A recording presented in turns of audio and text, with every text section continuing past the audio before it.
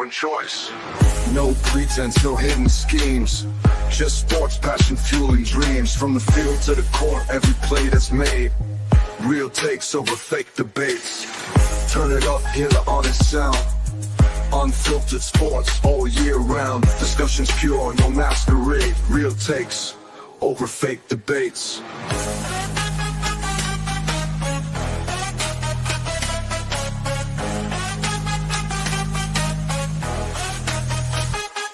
Turn it up.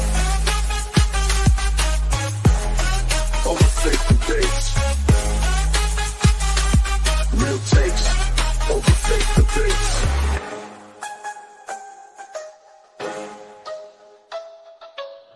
Real takes over fake debates.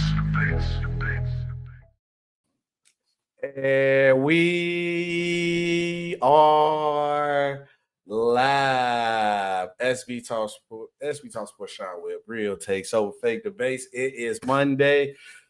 What's going on, Sean? How you feeling? Doing good, SB. Happy Monday to you. Happy Monday to everyone out there. Thank you for watching. Sean, we getting closer and closer to football season. We getting closer and closer to football season. Make sure you guys, whoever watch, what you guys like, make sure you guys share, make sure you guys subscribe. We got a lot of things to talk about, Sean. We got some sad but uplifting news about Deion Sanders and his health. Speaking of health, Luka Doncic looked like he's in one of the best shapes in his life, looking like rookie year Luka Doncic. Also, we got to talk about the top free agents that are left that still didn't get signed. Also, we got players still betting, Sean. We players are still out here betting, risking millions for a couple of thousands, still not worth it. Also, Patrick Mahomes got disrespected again. Madden clickbaiting for raid. You know what I'm saying? Clickbaiting with these ratings, but we're gonna get into it.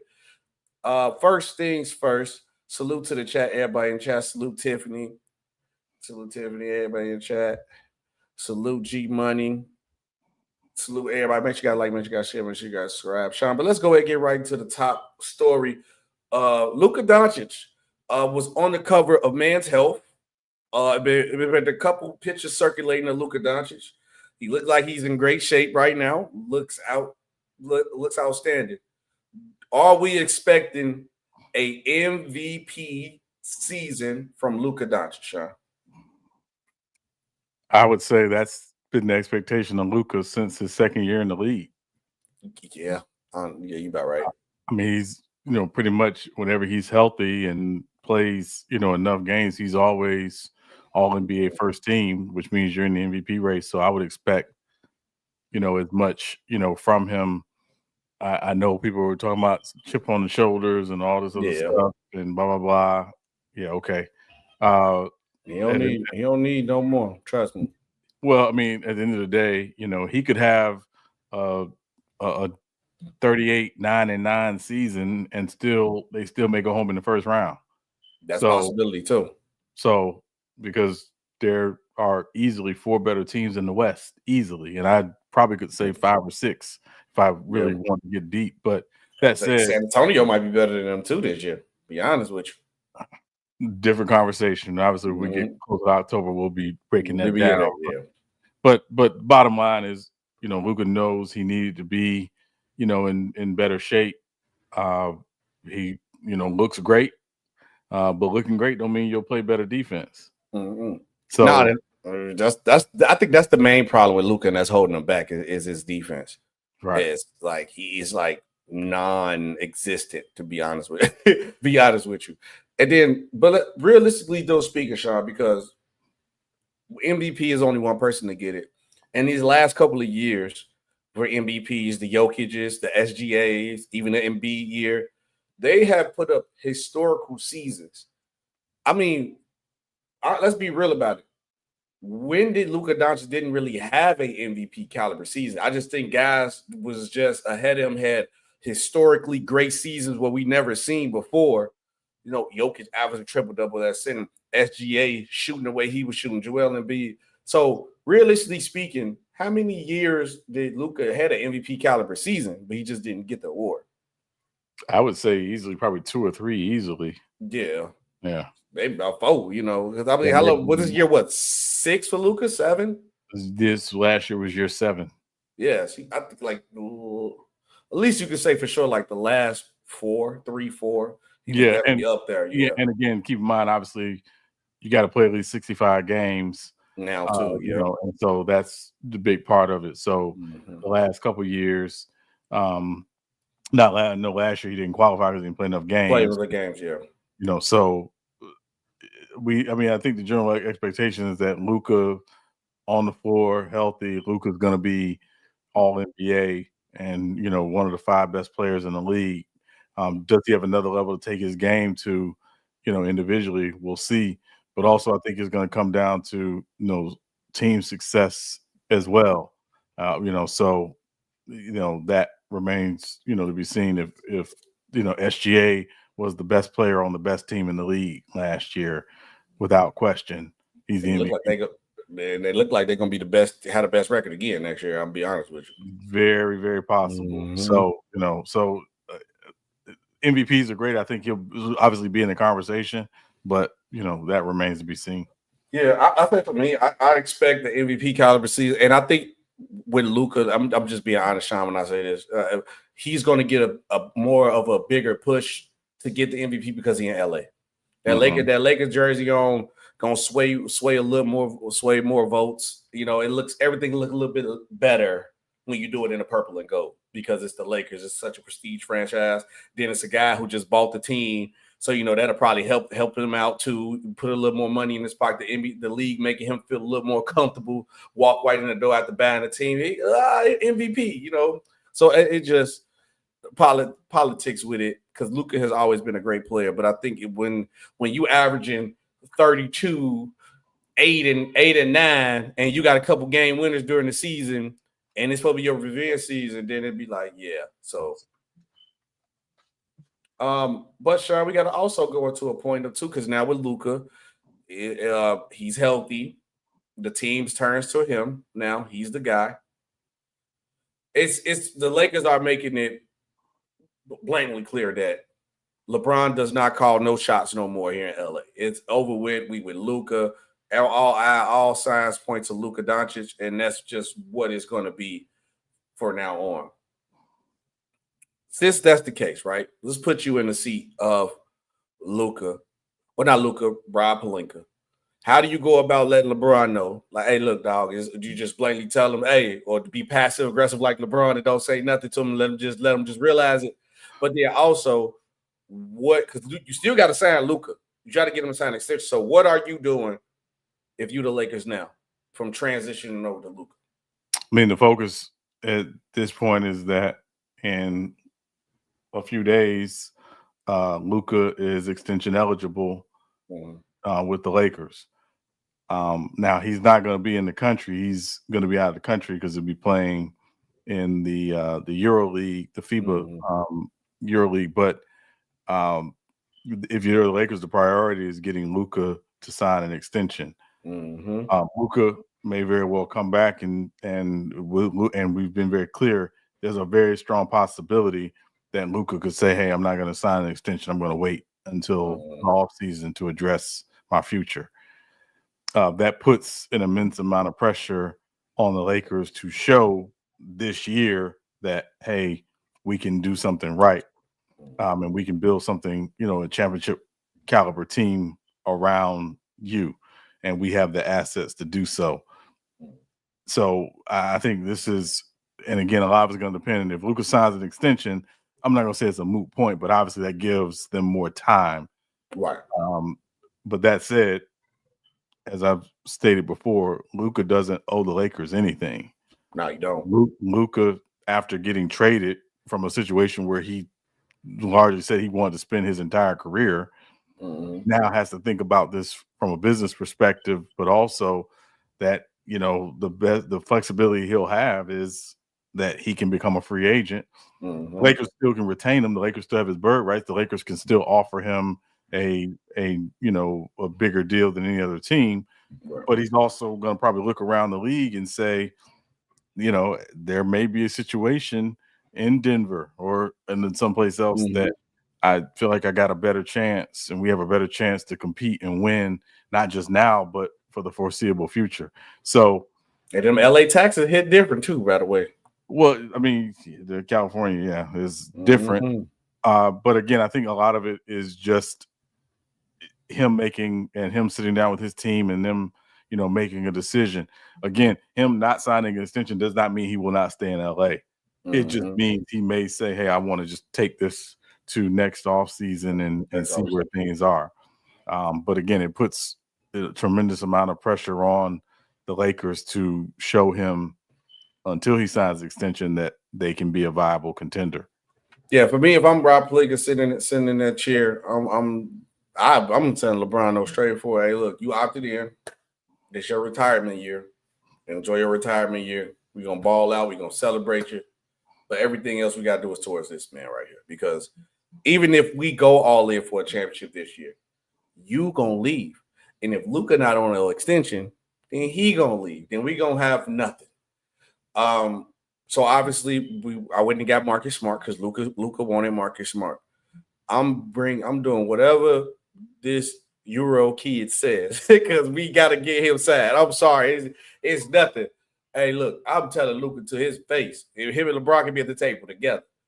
This your team now. LeBron, we gonna coast it out and we gonna call it one. But the main thing that I would do is just like get some defenders, secondary ball handlers that helps him out, and get a lob threat big, and get him and JJ Redick more locked in too. Because you got to play Jackson Hayes. I don't stop trying to play LeBron at center.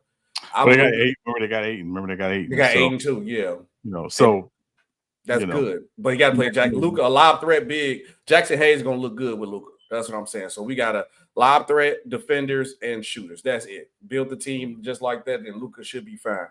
And then when you got Luka secured, if try to find a good secondary score in the future, it might be one available in the next couple of years. Because I think like the dynamic that Kyrie Irving brought with Luka, I'm just trying to recreate what Dallas did, and that's not that hard to do with the league because it's not really too much to ask. Like from what they really had, they got lucky in getting Kyrie because Kyrie was blackballed, but that's all you really need with Luka: defender, shooter, and maybe a secondary score in the lob threat, and you can get that.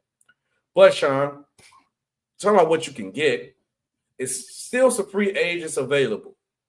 It's the 10 best free agents that's available still on the market. We're going to go down the list, and we could just try our best to figure out where they would go. Some of these are restricted, so I'll let you know. All right, number one on the list, my Chicago Bulls. Well, not my Chicago Bulls. The guy who played for my Chicago Bulls, Josh Giddey. He is a restricted free agent. All right, well, where's Josh? Where's Josh Giddey going? Back to Chicago. Back to Chicago. Yeah. Salute, Johnny. I'm gonna say, should we do just what we just think I'll go, or what would be the best situation for him too? I just think I'll say we can. I'm gonna pick the best situation for them. That's what I'm gonna pick. Okay, cool. LeBron won't be at LA much longer. He's gonna be in a retirement home. He's going retirement home, Johnny. Retirement home. For me, the Bulls got to stop being cheap, though. I understand why they're doing it. Business the basketball. Nobody can offer you this much money. Josh Giddey wants 30. The Bulls are in the 20% range. What I think the Bulls should do, I think Josh Giddey should come back to the Chicago Bulls. The Bulls should offer Josh Giddey like 24 to 25 million and add incentives in the contract. And if he hit those incentives, shooting percentages, assist totals, wins, and make a playoff appearance, then he gets to his 30. I 100% agree with that. Next up on the list, Jonathan Kuminga of the Golden State Warriors. He is also a restricted free agent. I'm going to say back to Golden State is where I think he should end up. Because I just don't see a natural fit anywhere else for him around the league. Mm-hmm. So I think he should go back to Golden State. I know it's not the greatest situation in terms of where he is in his career and where they are, but I'm going to say back to Golden State. If I can throw a random team Any situation better to Golden State for him personally. Well, that's the thing. You don't know because the grass ain't always greener. And so for him, it is because the coach don't play. Well, but again, I think there's got to be some ownership as to why. And again, I think there's a reason why teams have not rushed to offer Jonathan Kuminga a contract in restricted free agency. So, but I would say if I guess if I were to pick a place, maybe Utah. Just kind of given, what they're building and trying to build young, and maybe he could flourish in Utah. But other than that, I just don't see a lot of places for him. I just think he needs to go somewhere with where it's given an opportunity. Sean, I know we talked about this before, where you was like Jonathan Kuminga have like some IQ problems understanding the game, but I also feel like that problem only comes because Steve Kerr is not giving him chances to be on the court to make those mistakes. And I get it. You try to make a championship push, but it was times before where y'all wasn't making a championship push, and those was time to get the reps. I just think he's missing in-game reps. I think he would get better the longer he plays. But also, Steve Kerr, let's be real, Sean. Steve Kerr has them make questionable coaching patterns and questionable coaches' decisions, and with especially kind of rotation. So we ain't going to deny that part. So Steve Kerr hands ain't – I agree with you a little bit, but Steve Kerr hands ain't 100% clean in all this.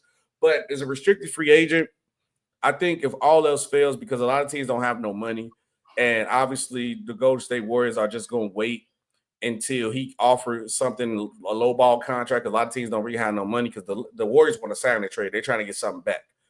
I think Kuminga should just sign a 1-year qualifying offer and just go to unrestricted free agent next year when a lot of teams got money. Because I think the best situation for Jonathan Kuminga to me is any team outside of Golden State that's going to give him an opportunity to play.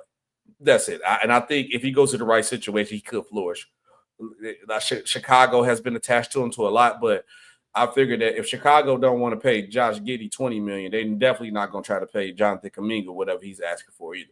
So, yeah. Next up, a controversial name. And the next name is very controversial too, but after this person. But Cam Thomas of the Brooklyn Nets obviously came off a season where he was averaging 24 points. He's a restricted free agent, Sean. And a lot of people are surprised with the Brooklyn Nets having money that he's not signed. But it has been a lot of questions about Cam Thomas because what value can he truly bring if he's not shot chucking? To be honest with you, his defense is horrendous. His shot selection is horrendous. He did average 24, but that was on a bad Nets team. So obviously with the Nets trying to rebuild, and a lot of other guys see this, when you look at a guy like Cam Thomas and you ask him, hey, if you're not shot chucking, what can you really bring to the table? So what's your best situation for Cam Thomas? Because he ain't going to be shot chucking no more. Michael Porter Jr. over there now. Michael Porter Jr. shoot that thing now. He's been waiting on this opportunity. I think the best situation for Cam Thomas is to go somewhere and be a 6-man where he can be sort of a spark plug off the bench. I think if you put him in and I'm saying a good situation, a situation where they're built to win, I think the 6-man role was really built kind of for him. Yeah. A lot of teams already have their 6 men, so I don't see one right off. But I'm going to say just generically, wherever Cam Thomas can go to be a 6-man, if he buys into that, I think he can be a really, really valuable 6-man. I just don't know if he's a guy you build your as a foundational franchise, piece. I don't see him as that, but somewhere where he can go and just be a 6-man, I think that's an ideal situation for him. This crazy part is the 6-man role for him. I do think he needs to probably call up like a guy like Lou Will, a guy like Jamal Crawford, even a guy like Manu Ginobili, and embrace and embody that role, because I do think he could be that great spark scoring off the bench, where it's like he could be a great player. But also he got a leash trial defense, man. His defense is atrocious.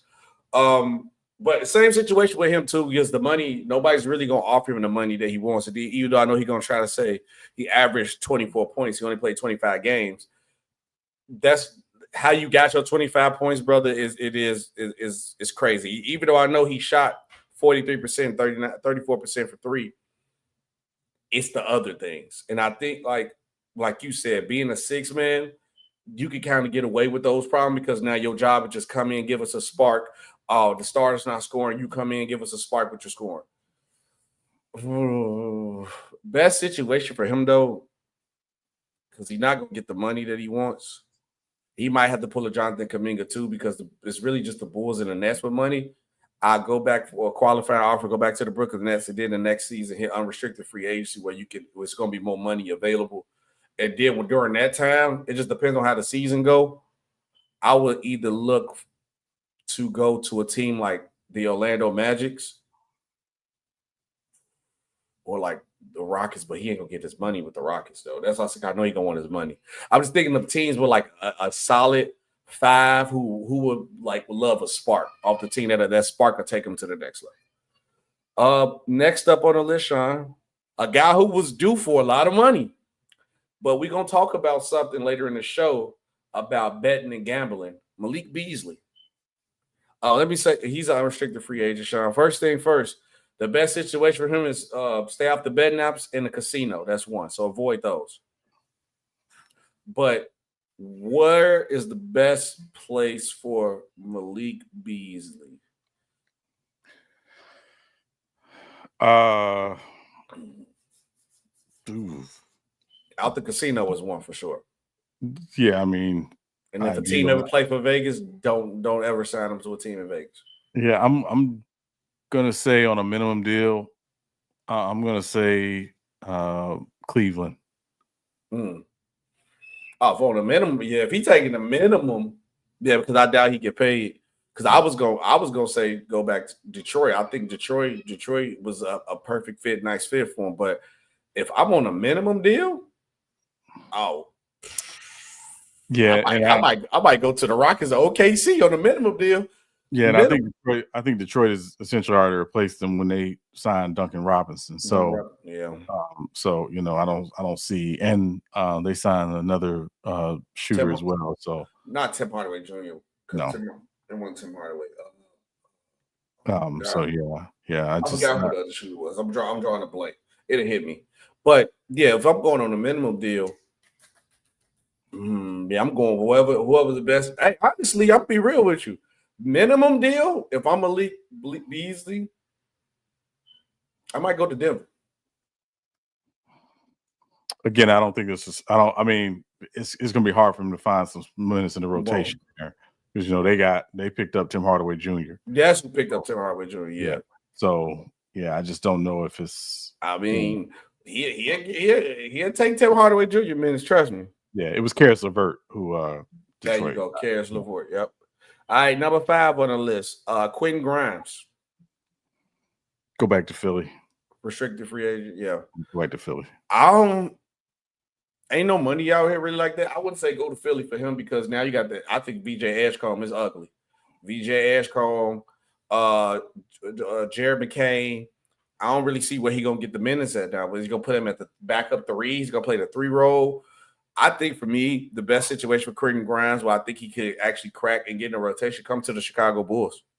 I think him on the Bulls would be a perfect situation. He fits well with Josh Giddey, what the Bulls need. He can defend, he can shoot, and actually he gets some minutes. Because I'm trying to tell you, Sean, I am a big fan of that VJ Ashcombe kid. And I don't know how they're gonna work out that 3-guard rotation. They're gonna have to figure it out, but that backcourt, that 3-guard rotation is going to be dangerous in the future.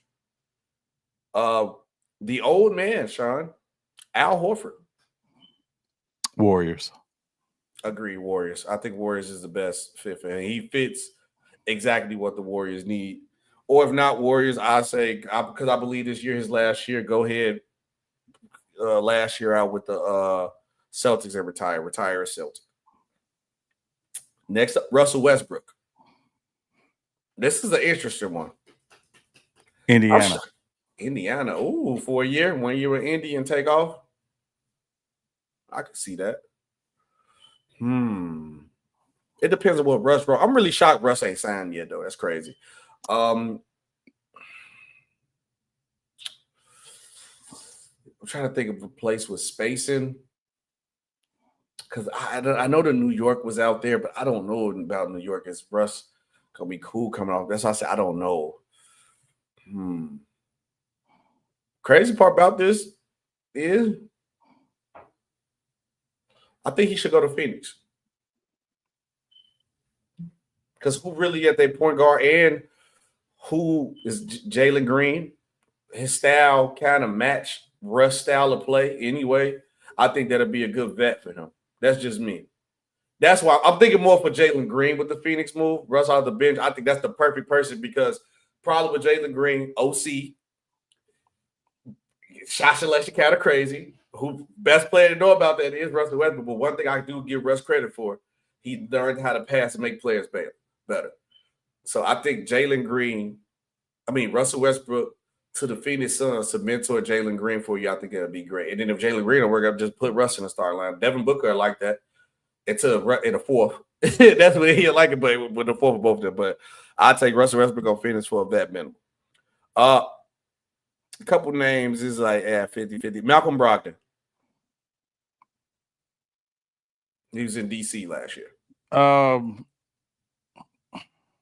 Yeah, Brogdon's interesting because Brogdon's been big issue is that it's just not always healthy. Mm-hmm. For me, I think you should go back to DC. Yeah, I would not want to go back there. No, it's a little different now. They got some vets. They're not the same DC team. Yeah, I wouldn't want to go back there. I'm gonna say Jordan Poole ain't there no more. Yeah, but no. I'm gonna say Atlanta.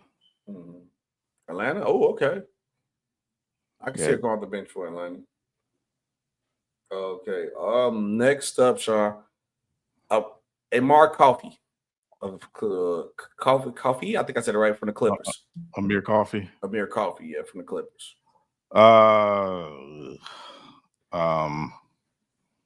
Just go back to the Clippers. I think so too. Yeah. Stacked up. Last but not least, the biggest name on this free agent list. Ben Simmons, who's an unrestricted free agent. I can tell you where he should go right now. The Guangdong Tigers. Yeah, better not one team in the league sign this man.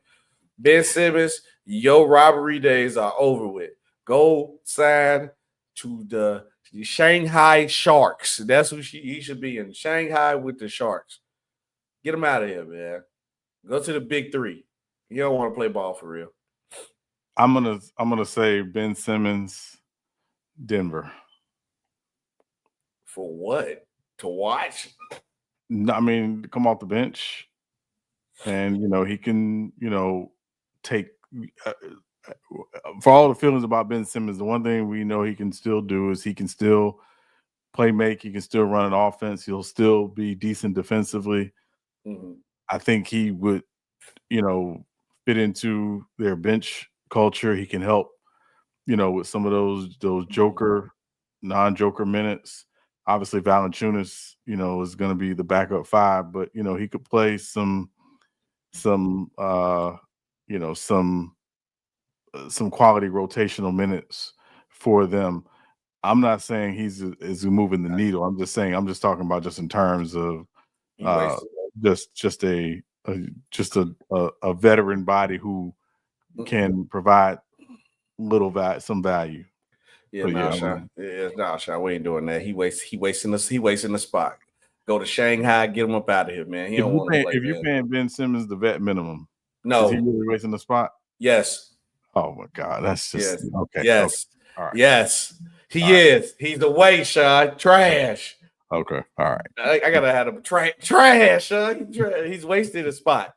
He's wasted. He is wasting a spot. I want that man on my team, man. He do not want to play. All right, Sean. We gotta get into some baseball news real quick, and then we gotta talk about some NFL. Wait, yes. Okay. I'm missing one story. Okay, I moved it up. Okay. So, Philadelphia Phillies first baseman Bryce Harper told Rob Manfred to go F himself outside of our clubhouse if the MLB commissioner wants to talk about a potential salary cap during a meeting with the team last week. Sources told Jeff Passan of ESPN. Harper reportedly became frustrated when Manfred talks about the business of baseball, although the commissioner never explicitly mentioned a salary cap. What's up with this, Sean? Yeah, so Rob Manfred, as a part of his thing as the commissioner of baseball. He likes to go around and visit the 30 teams and meet with the players and get their feelings and thoughts about the league and stuff like that. But obviously, SB, we know that MLB is in a very precarious position because collective bargaining agreement ends December of next year, and many owners want a salary cap in baseball. As you know, baseball is the only league that does not have a salary cap. What it'll look like, obviously will depend, but this is largely because of one team in the league, and we don't have to say their names. We can say it. And I want to say F them when you say their name. F the Dodgers. It's their fault. It's their fault. They got the Monstars over there, Sean. Can't no other team compete. You sign 3-4 players to $1 billion contract. You moving money. You giving people percentages of the team. How? How is they doing it? Tiny bets. I respect it though. I only thing I will say, I do respect it. As a fan, I'm jealous because I wish my organization would do anything and finesse the system to win all the time. That I'm a team that I'm cheering for. But yes, it has a salary cap has to happen. It's getting out of hand, like how the NIL is. Well, and I think the big issue, SB, is from the players' perspective. Obviously, they don't want a salary cap because they want to more make as much money as possible. And the players should not be the ones who take the hit because the owners didn't have enough gumption to put in a better, financial structure where there is at least some equity in terms of how these teams compete financially, right? I don't know if you watched the Hall of Fame this weekend, but shout out CC Sabathia and Ichiro, former Yankees who got in. But Ichiro's speech was very funny, but he was telling this story about he got a call from the Marlins in 2015, and he was like, I didn't even know they had a team there. And so, when you look at the Marlins and you look at some of these other teams with payrolls less than, or close to what, the total payroll is close to what, Juan Soto is making and what Shohei Ohtani is making, their payrolls are less than that one player. That's a problem in baseball. And so they're going to have to fix it. Now, the big question is, and again, I know we're going to have some more conversation about this at some point, is can baseball survive another strike potentially? Because there are people who feel baseball has never really truly recovered from the strike in '94. So, that is going to be a big question. But obviously, we're about a year and a half away from that potential happening, and we'll see. But I do think we are absolutely positively headed towards a salary cap in Major League Baseball. And I do think it is needed.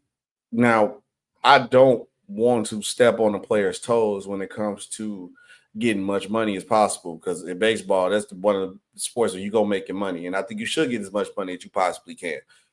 But realistically speaking, because we have problems like that, like how you said, when you have teams that will make it happen, spin it all, move things around, move whatever you got to do. But then you also have teams who don't want to spend money at all, and you got their whole team salary is one player's contract. We don't do that. So if we do implement a salary cap, I want the same thing that's implemented with the NBA salary cap, where this is the bare minimum that you got to spend, and if you refuse to spend that, it's still gonna come off the books. If you add that into the salary cap, I'm cool with that too. I do, but when they do add a salary cap, because I also think it's players already got their contracts, so at least think for the first, I don't know how long the CBA lasts. If it's like 10 years or whatever they said, for like the first 5 to 10 years, don't hard cap, don't penalize teams, because players already got their contracts. So I feel like it's not fair to penalize teams for what they already done. I think they got to put it like a couple years ahead. Like, okay, after this point, hey, this is a limit. I don't think you should put an apron on it, but I don't think it should be a hard cap, anything like that. So I'm saying if they add any penalties, that's all I'm saying, that teams shouldn't be punished right off the bat because contracts were signed before this CBA came. Yeah, I think there'll be some of that, but also if they do put in a salary cap, one of the things that's likely going to have to change is essentially it's 6-7 years before a guy can actually get a big time payday. Because of minor leagues, and you're basically the first 3 years you're not making any money, and then your money goes up those next couple years. But then you're talking about going into arbitration and things like that. A team really doesn't have to negotiate and I'm saying a massive deal until you hit a certain number of years of service.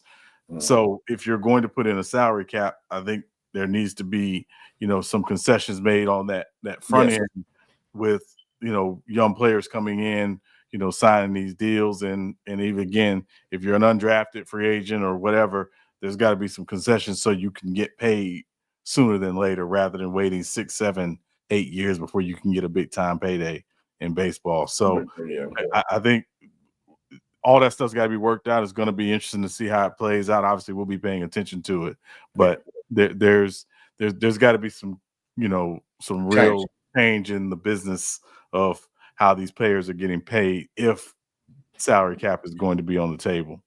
Do you think they're gonna shorten the contract? So I think when the salary cap come, you don't think it's gonna be any more 10-year deals? I don't think so. No, I don't think. I don't think you're gonna do it no more.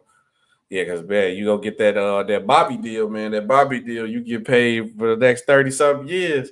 My baseball, I'm trying to do that right now. As soon as the new salary cap come out, let's do a buyout for the next 40 years. Give me $5 million, give me $3-4 million every year on this day, and I'll take the minimum off your books. That's how we gonna stretch my contract out, and then I'm gonna go to a new team and get paid more. But okay, Sean, we got to talk about betting. Then we got to get into some NFL news. Oh, Guardians closer Emmanuel Claus on leave over gambling probe. Here we go again. Another day, somebody gambling. They out there gambling, man. It's a guy who do like TikToks, and he like a gambling TikTok person, but he be making fun of it. Like if somebody play trash, he be like, never trust Steph Curry again, or he'd be like, LeBron ruined my parlay, James. He do stuff like that, or then he'd be like, I'm telling y'all, they be out here betting. I'm gonna send you a clip of it. It's hilarious. But Cleveland Guardians closer Emmanuel Claus on Monday was placed on non-disciplinary paid leave through August 31st as a part of a Major League Baseball investigation into sports gambling, the second Guardians pitcher to be caught up in the inquiry.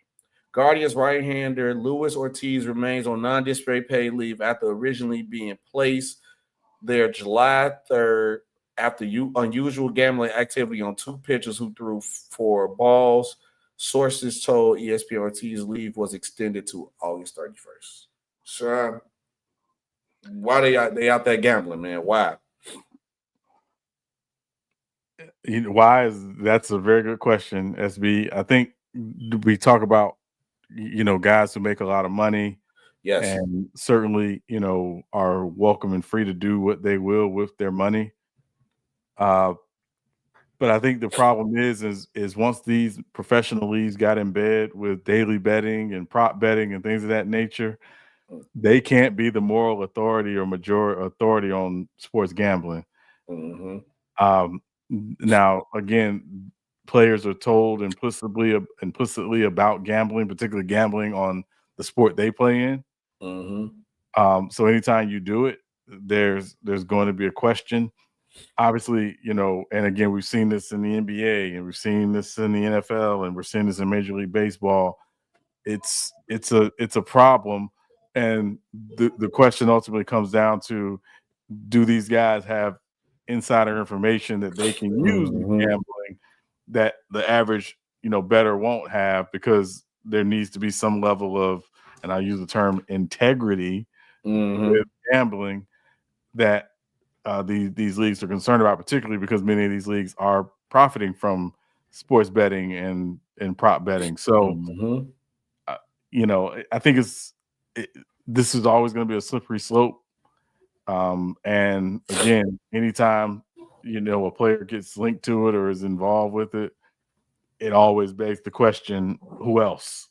And how many other people are doing this, and doing this not directly for themselves, but doing this through other people? using intermediaries and things to place bets, given that they have inside information and do have control to a degree over these games that they may very well be betting on. And I think, like you said, the main thing they talk about is the integrity of the game. When you go from the integrity of the game, it's hard to do that or it's hard to players to avoid that because, like you said, you plastering betting apps, betting commercials every 24 seconds. I can't watch a game without the sport. The NBA at the bottom. Oh yeah, use code this and get a parlay boost. Like, no, like y'all push it so heavily. I'm not shocked that players are betting, but I do think it's dumb for you to waste millions on a couple of thousands. That's all I'm saying. I think that's stupid. For me personally, you go waste. You probably gonna win because honestly, with gambling, it's you don't win more than you lose. You are the rare 1% if you win more than you lose.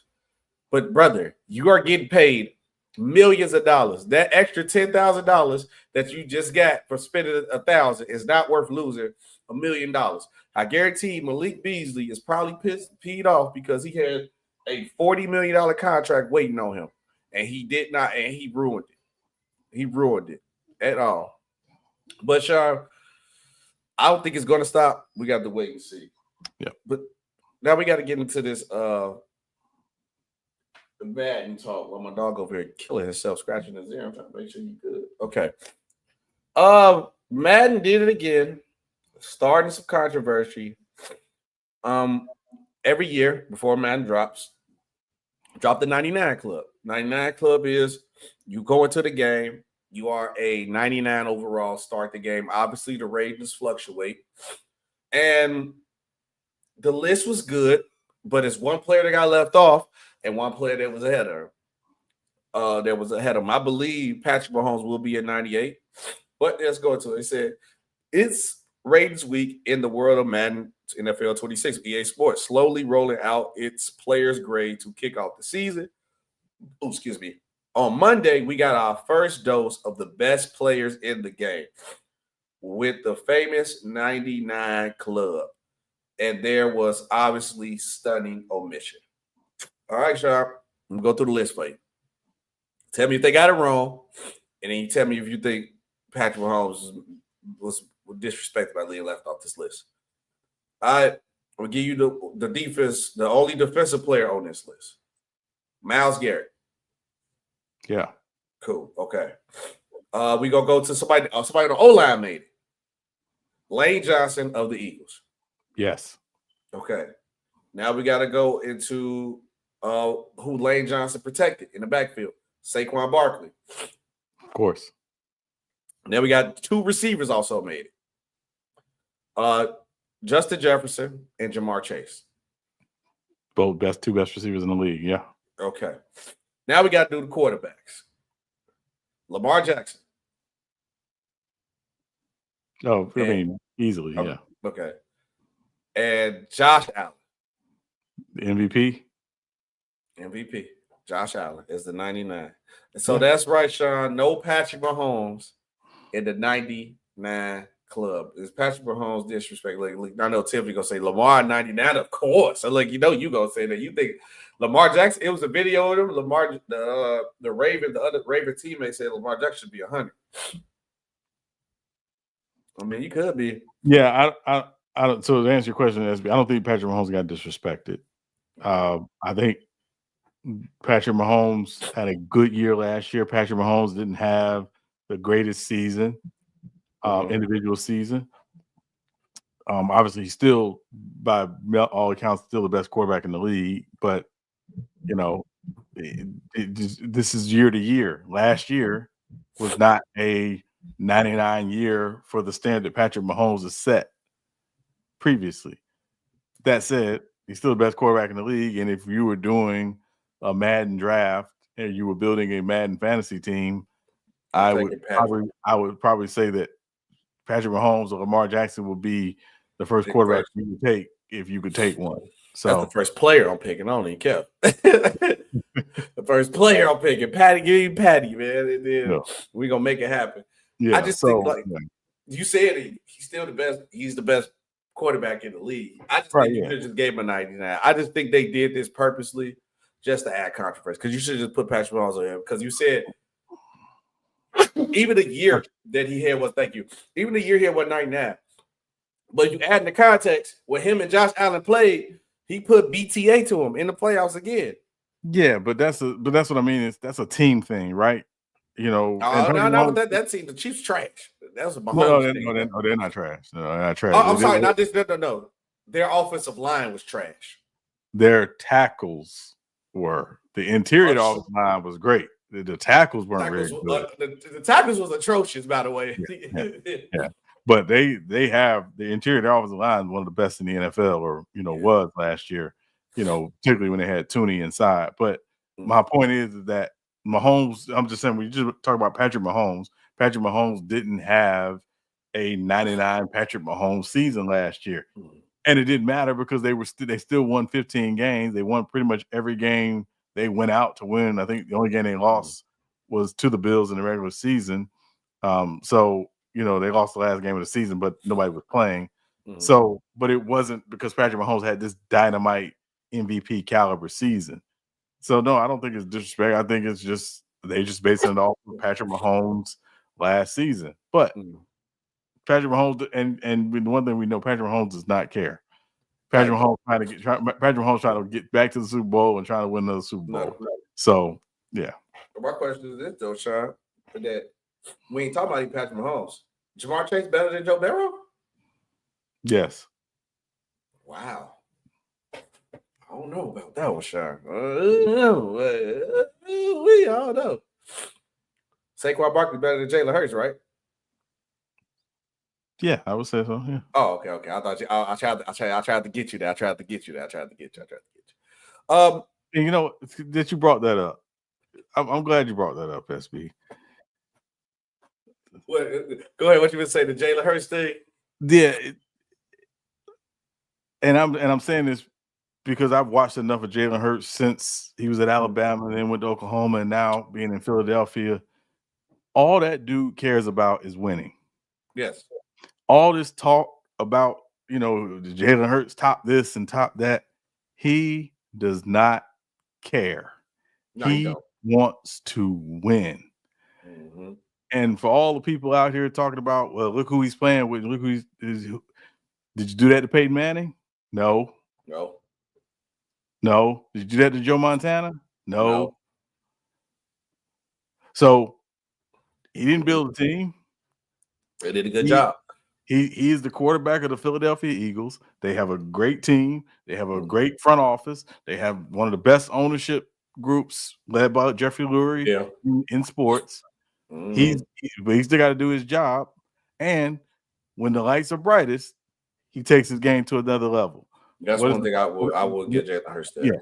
What is the problem? I just think people because the same thing happened to me. Remember when I said this? And this was before they won. When I said that people just attack. I think you were crazy. Yeah, you were crazy. No, I wasn't crazy. I was still on point. But you were it's just the Eagles fans do a little too much. The problem was when they won. But obviously, you excited. I think it was a championship hat. As soon as they won, elite's quarterback, Jalen Hurts #2 in the league, and then everybody was just telling them to calm down. When the Eagles fans got a little bit over disrespectful, like what we're talking about, then I think the backlash came back from people just like, let's be real. Y'all talking about Jalen Hurts #2 behind Mahomes. He ain't top 10. And then I think that's what started, and then it exploded into a thing. Because is Jalen Hurts the top 10 quarterback? I would say now, yes, but he's at the bottom of the 10 for sure. Or he's 7 through 10 for sure. Imagine. I got called a Jalen Hurts hater, and I'm glad that you reminded me of something.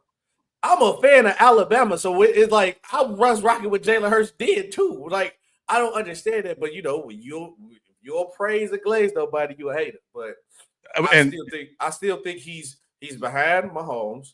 He's behind. Also, I ain't like how they attacked the Cam, and people talk about Cam like Cam was a scrub too. That was wild disrespectful too, by the way. But he's not better than Mahomes. He's not better than Lamar. He's not better than Burrow. He's not better than Josh Allen. He ain't better than Herbert. He ain't better than Herbert. We ain't doing that. Herbert threw for 5,000. Wow. And tell me his receiver. Well, hold on, SB. We're not gonna act like Herbert wasn't throwing to Keenan Allen all those years, and we're not gonna act like he wasn't throwing to Mike Williams, and we're not gonna act like he wasn't throwing to Austin Eckler. He wasn't playing with trash.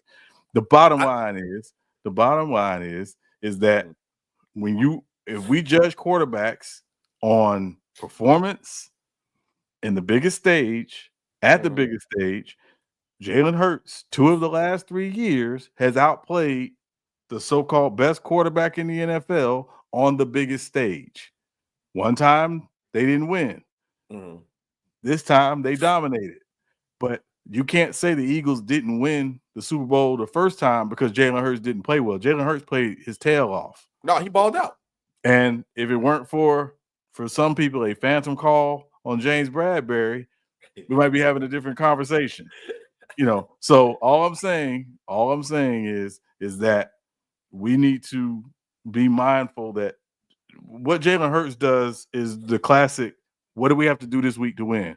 If this week all I have to do is throw the ball 25 times and we win, good. Oh, this week I have to throw the ball 30 times and I got to rush 15 times for us to win. That's what it is. Hey, you know what? This week, we're playing against a defense that's weak against the pass.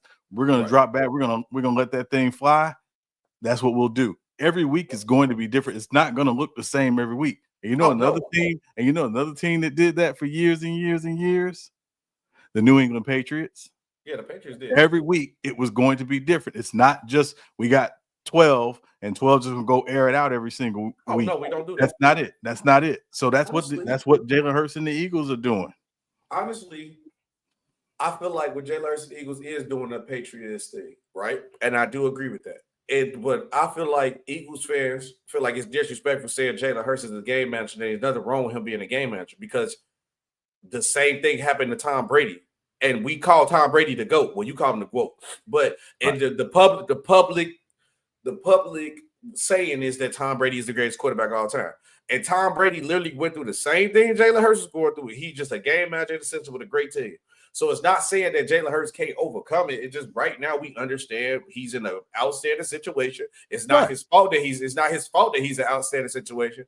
But I do commend him for doing a great job. But he's a game manager. That's perfectly fine. So and I want to, but otherwise, see, it's the game manager. He is, and it's okay. It's not a bad thing that he's a game manager. But here's the problem, SB. Every quarterback's job is to manage the game. They have the ball in their hands. That's their job. So when we say somebody's a game manager, it's not disrespectful. It comes off as a slight. But at the end of the day, their job is what do we have to do in all 3 phases to win the game? Offense, defense, special teams, right? We talk about quarterbacks and we talk about talented guys, and that's great. But none of those guys, not one of those guys who play quarterback are lining up in the defensive secondary covering receivers and tight ends. That's true. No, that's true. So that's what I'm saying. So it's at the end of the day, their job is what is the game plan this week? Let's go out here and handle business appropriately.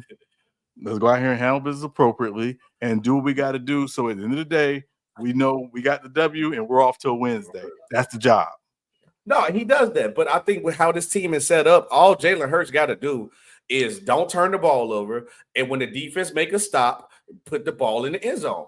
It ain't like he got to go out and have a good – Jalen Hurts don't have to have an outstanding game for the Eagles to win. But again, when you say outstanding game, you're talking about numbers. I'm just talking about him doing his job. The outstanding game sometimes is just you doing your job. Yes. That's it. And again, that happened in the Super Bowl. He just did his job and put up outstanding numbers. Did this last Super Bowl. Yes. He just did his job and he put up outstanding numbers. It ain't like he just did over that defensive line won that championship, Sean. Let's not do that. Hold on. Every football game's won in the trenches, SB. We talk about this every week. The trenches took over that game.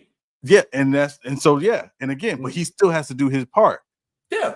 Right? Because again, we've seen situations where a defensive line may have dominated and an offensive line may have dominated, but other people didn't do what they were supposed to do.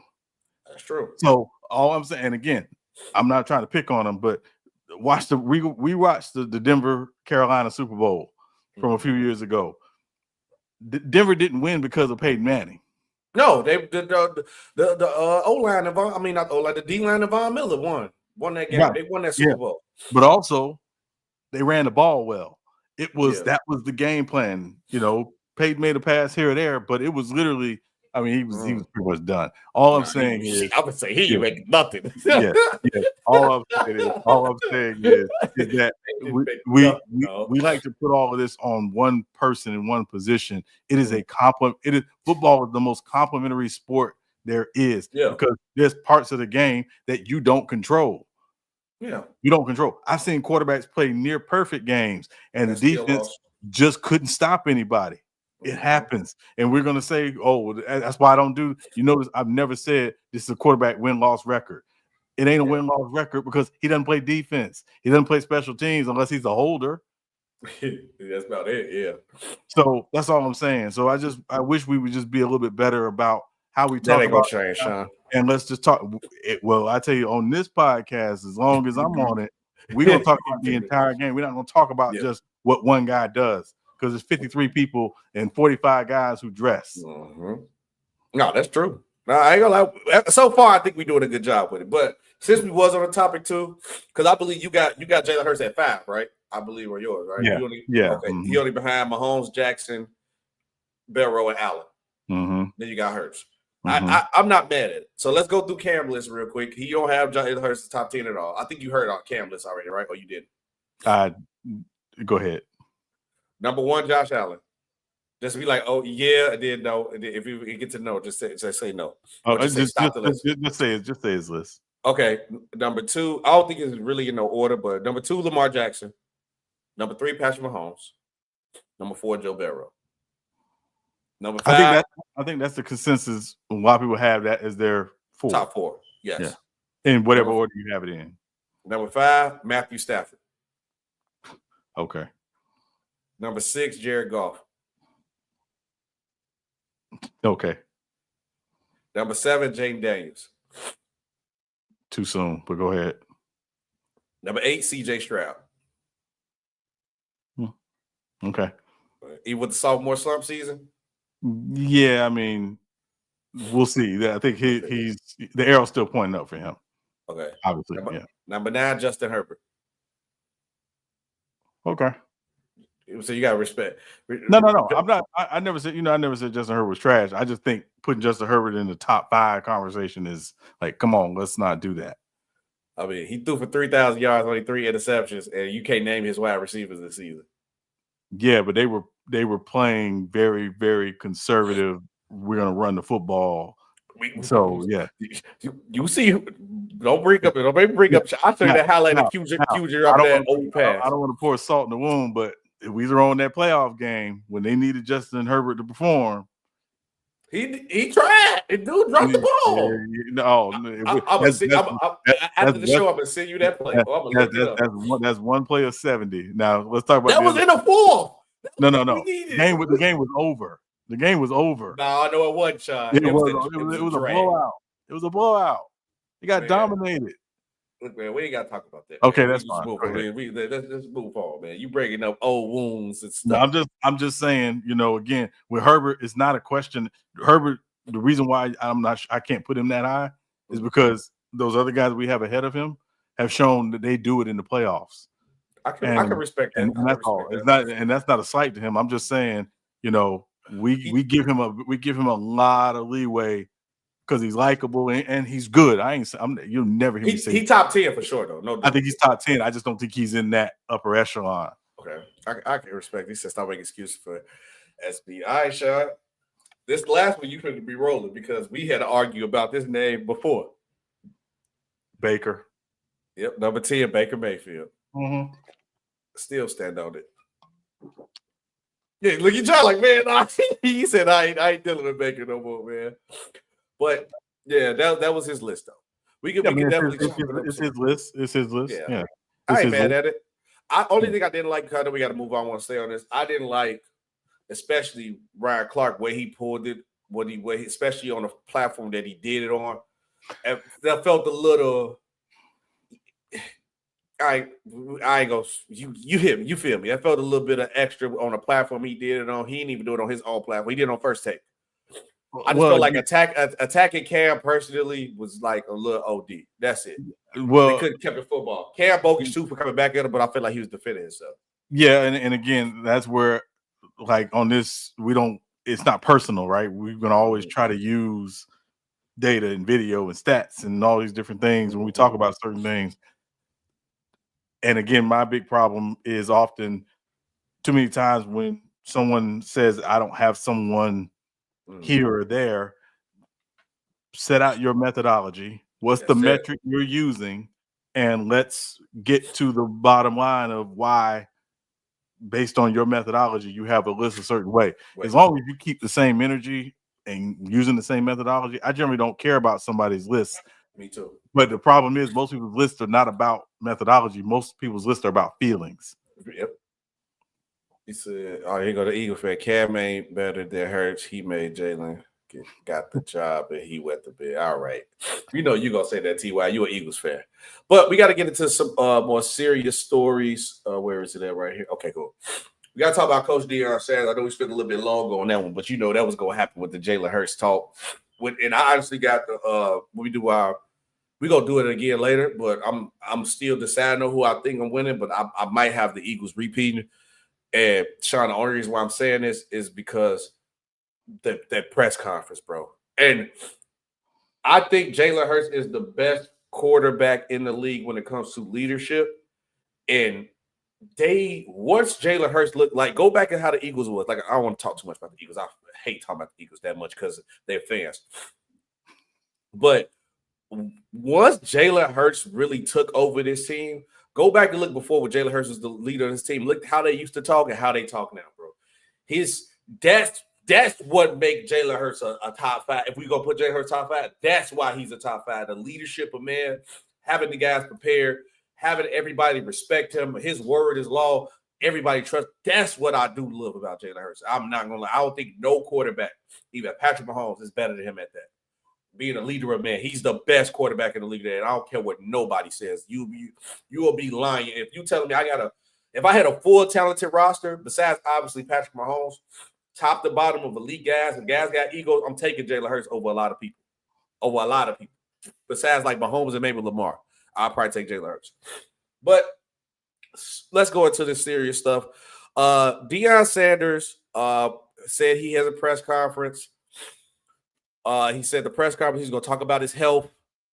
And instantly, before we get to read the story, instantly people show how disgusting they are. This man has been dealing with health problems since Jackson State and still come out there coaching. The first comment I see, Sean, when Deion said, hey, before he even said anything, they didn't even wait. Oh, yeah, Deion having a press conference about his health. First thing I see in the comment section. Oh, yeah, here go his excuse to leave because his son's gone. He was going to do this the whole time. I knew it. And I was like, bro, how disgusted can you be, bro? Deion Sanders has been dealing with health problems. You see his foot. He missing toes, dog. What Shiloh told him, said, you got 8 toes, dog. He got his toes are missing, man. So you see how Deion's leg look. We see him on the sideline with electric wheelchair, still coaching. Been going through health problems. So for you to be, instead of even hoping the man is okay, for you to utter that, I'm just saying it's utterly disgusting, distasteful and everything. But let's get to the story, Sean. I want to hear your opinion on that. And if you have an opinion on what I just said about how people talking, please, I would love to hear it. But it says, University of Colorado football coach Deion Sanders announced Monday that he underwent surgery to move his bladder after doctors discovered a tumor there. Sanders said that since the surgery, there have been no trace of cancer and that he will continue to coach this season. It said, I think it said, I want to say Kydra. Kydra declares Sanders' cure of cancer, adding that she doesn't use that word lightly. I think this is one of his doctors talking. I butchered your name. I'm sorry. This was not an easy task. It was dynamic. It was tough. It wasn't a cakewalk. It wasn't easy, said Sanders, who added and he has lost 25 pounds. That was a fight, but we made it. What's your reaction to hearing the news? And also, if you got something to say about people saying that Deion trying to use his health as an excuse to not coach. I'll answer the last thing first. Okay. That's the way of the world right now. SB is, that's the way of the world. I try not to pay a lot of that stuff any mind. It doesn't come from a well-meaning place. Often it comes from just people's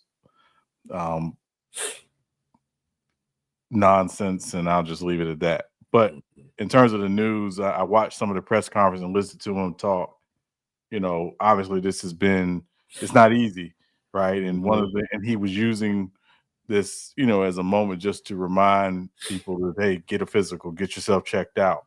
And he was very open about, there being blood in his urine and things like that. And, those things tend to be, symptoms of potential kidney stones and stuff like that. But, to find out that he had a tumor on his bladder, obviously was a big deal. And certainly, when he was kind of, I won't say out of the public's eye, but he was kind of out of the public, spotlight for a while, kind of said as, something's must seriously be going on, and again, same thing last year with Randy Moss, stuff like that. And so just the reminder of, taking care of your health, getting checked up regularly.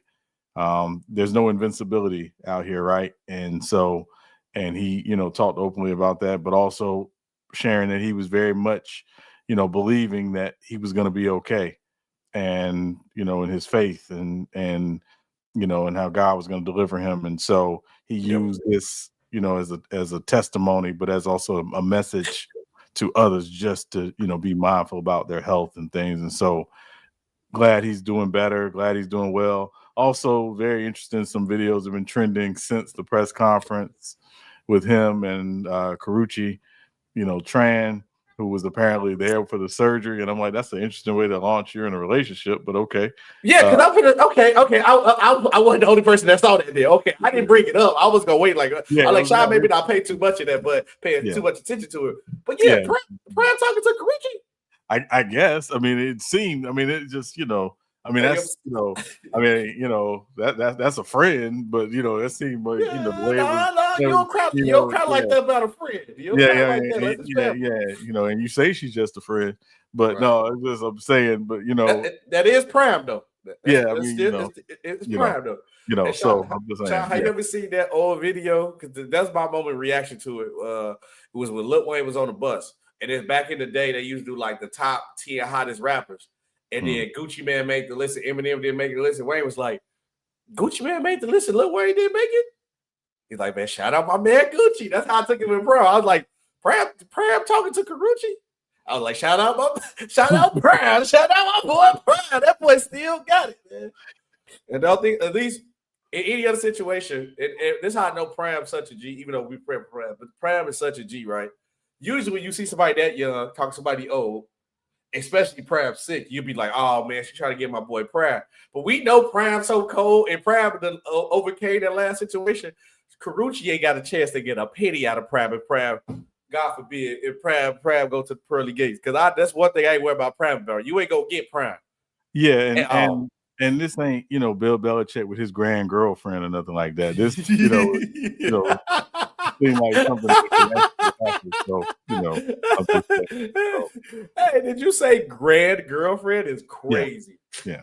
Grand girlfriend, but now prayers, Coach Prime though. I'm glad he beat that battle, and also for me personally, especially me being young and I'm getting older, I'm in my early 30s. That kind of did hit me a little bit too, with about like going to the doctor to get checked, because it's hard for us as African American Black people to go to the doctor. Sometimes I still have it. I'll be like, man, I'm good. I'll remedy just water, teas and stuff, and I'll be like, I'll be all right. Don't go to the doctor. But that's true though. And I even had like hit with that before, and I had like something that was going on, and my girl had to sit me down like, hey, look, man, you gotta go to the doctor. If you having chest pains and this and that, you need to check it out. You can't keep telling me you okay, you gonna thug it out. And I think that is a problem with us, Asashay, that we always think we can thug out everything, and We like how the Cosby, if that check engine light on, you need to go to the mechanic, man, if that check engine light on. But I keep going. Let's go. Since we're on topic of Deion, we gotta talk about the young Sanders too, by the way. Is Shedeur Sanders finally gonna get his opportunity? Because obviously it's been stories coming out saying Shedeur's been playing great, but there's also stories coming out saying Shedeur only throwing to the equipment team. He's not really getting the chance. Well, here's how it usually goes when a quarterback get their opportunity. It's always an injury. Tom Brady got his off of injury. Kurt Warner got his off of injury. There is a possibility that Shedeur might get his chance. To say Kenny Pickett will be sidelined because of hamstring injury, Sean. And I'll be honest, because I don't really think Kenny Pickett gonna get the job anyway. No, I think it's between Dylan Gabriel and Shedeur Sanders for right now, unless the Browns get a high pick again. They're gonna take a quarter. Well, Flacco's gonna start the season, right? Regardless, but I don't think he's gonna end the season start. I don't think he'll end the season. I mean, I guess unless they're just a team that's in playoff competition and things like that. But obviously, the Browns are in a position where there's limited reps because they have 4 guys taking reps. Kenny Pickett going out obviously will means that guys will get some more reps potential with first team, things like that. But the big thing for the Browns is this year is they need to know what they have in Shedeur or Dylan Gabriel because they have 2 first-round picks next year.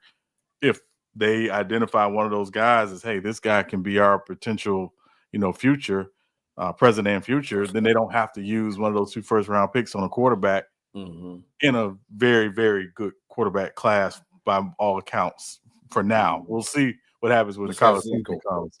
But, so I think it's certainly, Shedeur and Dylan Gabriel getting more reps only helps them and helps their case. But, the Browns, Joe Flacco, the starting quarterback for the Cleveland Browns, like it's not even a question. I think, Sean, this was going to happen. I think the Browns are going to have a mediocre season. And no matter if Dylan Gabriel or Shedeur plays well, I see the Browns drafting a quarterback anyway. I see them. They going because I think they was hoping Dylan Gabriel might be the guy. I think they just should. Shedeur's still there. We just took him just to take him. And they already know if they're not giving him a chance with Dylan Gabriel and Kenny Pickett being ahead of him, it might be cooked for Shedeur because they might just go ahead.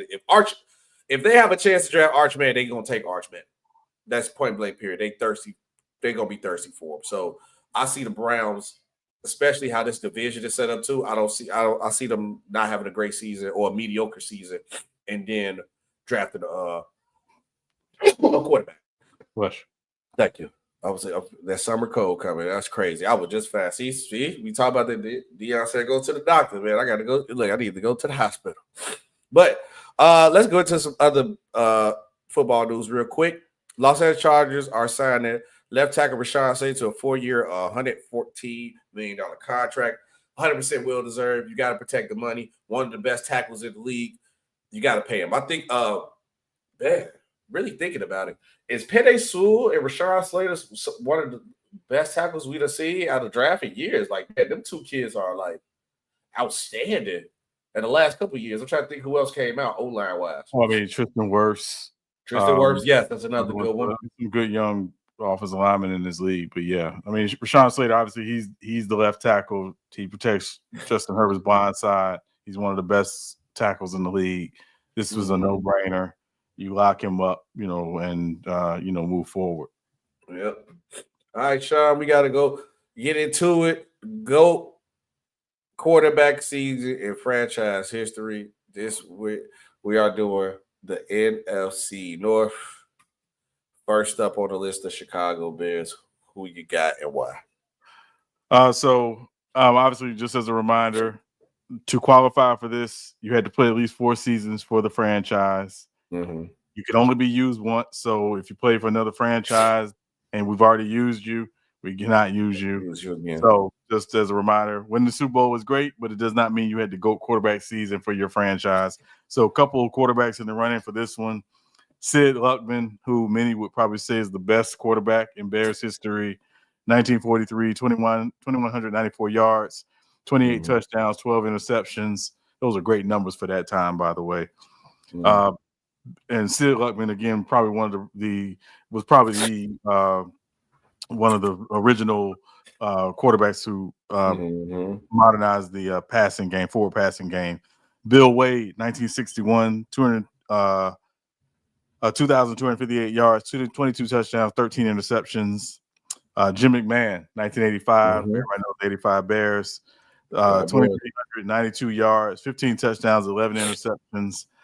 Mitch Trubisky, 2018, 3,223 yards, 24 touchdowns, 12 interceptions, 3 rushing touchdowns.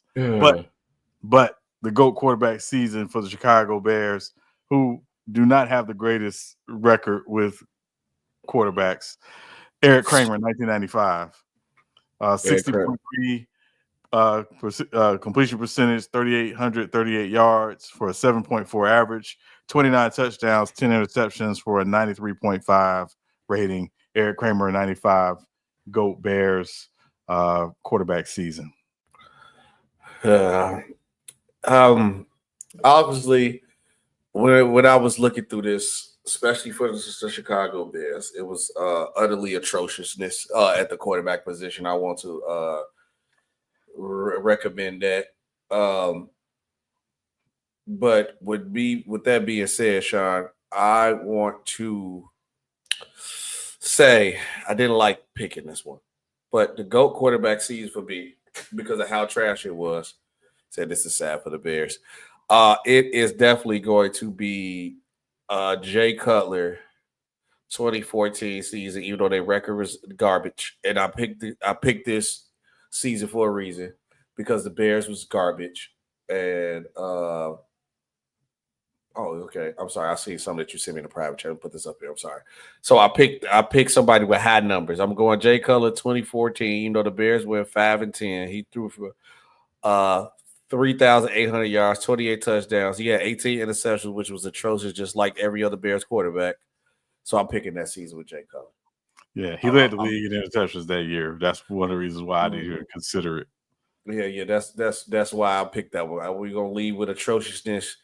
That's how they're gonna stay atrocious. But next up on the list is the Detroit Lions. Who you got? Detroit Lions, again, a couple guys in the running. Bobby Lane, 1951, 2,403 yards, 26 touchdowns, 23 interceptions. Greg Landry in 1971, 2,237 yards, 16 touchdowns, 13 interceptions. Scott Mitchell in 1995, 4,338 yards, 32 touchdowns, 12 interceptions. Jared Goff last season, 4,629 yards, 37 touchdowns, 12 interceptions. But I went with Matthew Stafford 2011 as their GOAT quarterback season. 63.5% completion percentage, 5,038 yards for a 7.6 average, 41 touchdowns, 16 interceptions for a 97.2 rating. Matthew Stafford 2011 GOAT quarterback season for the Detroit Lions. I'm going to have to 100% agree with you. Detroit Lions, 2011, for everything you said, that's when I think Matthew Stafford was like, yeah, I'm here. And this one, everybody thought, like, I ain't gonna lie, the Lions might be good. Megatron and him would look good. They was looking nice. And Matthew Stafford should have got the cannon bar, but I definitely have to agree with you. 2011 was by far the best one. No disagreement on that one. Next up, the Green Bay Packers. There's only two people get picked on this, and I'm darn sure ain't picking the other dude. I'm like, I don't care what his numbers was. I'm not picking. He wasn't gonna get picked.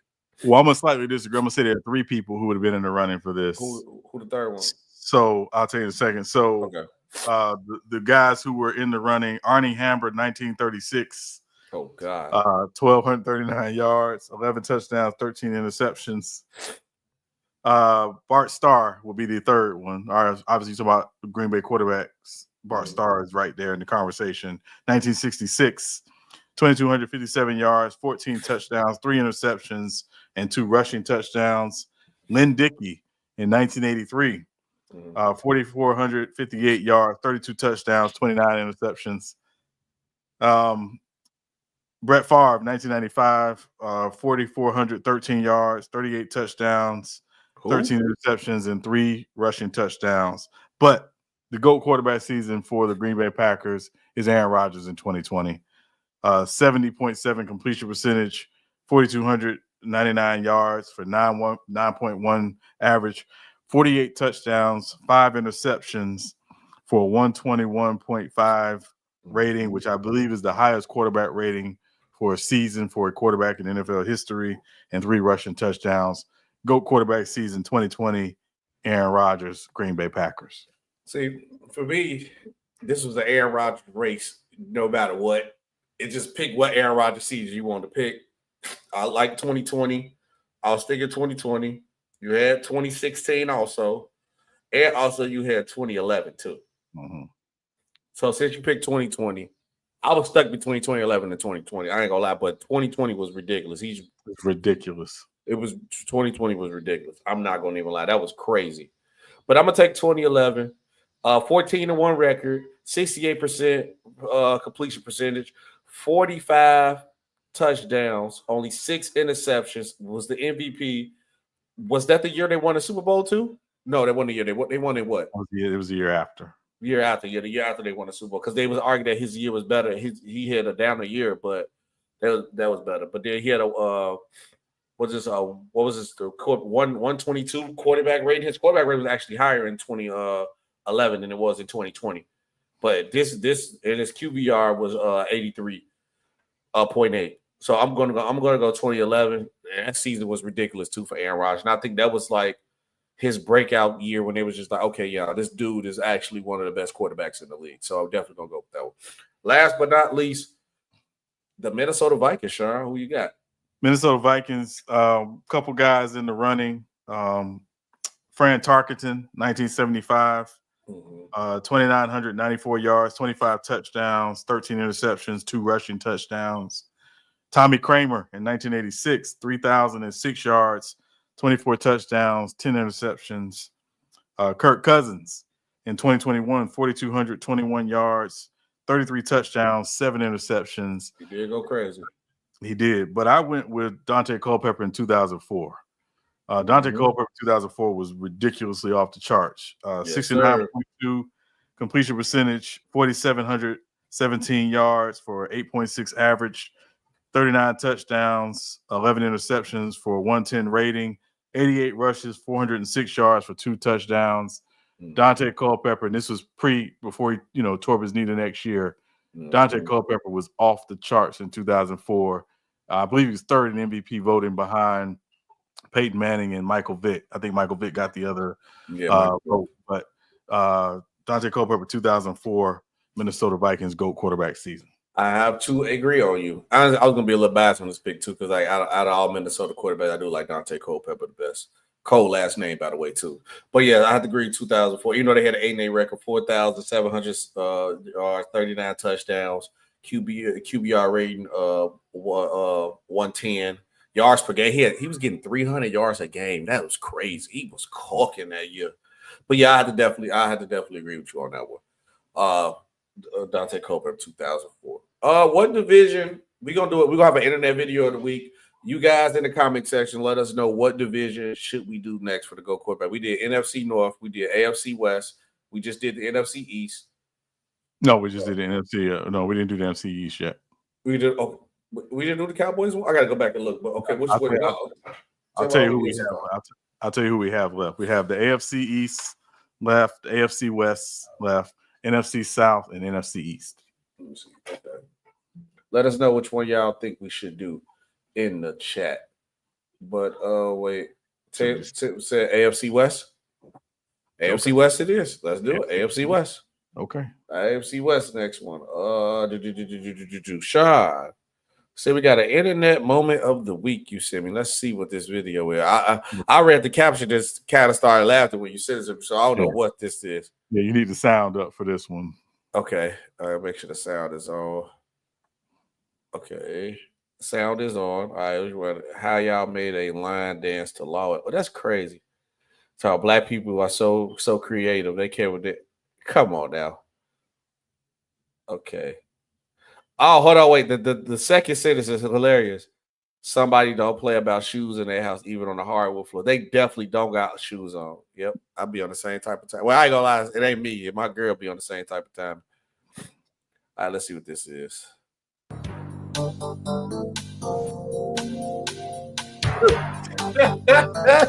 Get the fuck. How? Hey, that's kind of heat though. That's kind of hard though. That's kind of hard though. Hey, that's kind of hard though. Hey, that's kind of fire. No, I'm about to practice that. We're going to get in the lab on that. I'm about to get in the lab on that. I'm rocking with that. I'm rocking. Oh man, internet moment of the week. I thought that was funny. Oh no, that was hard though. But Sean, episode 77, I believe. 77. Who you got? Is it 77 or 76? I think 77. We did 76 last time for sure. Because the thumbnail said 70. Let me check.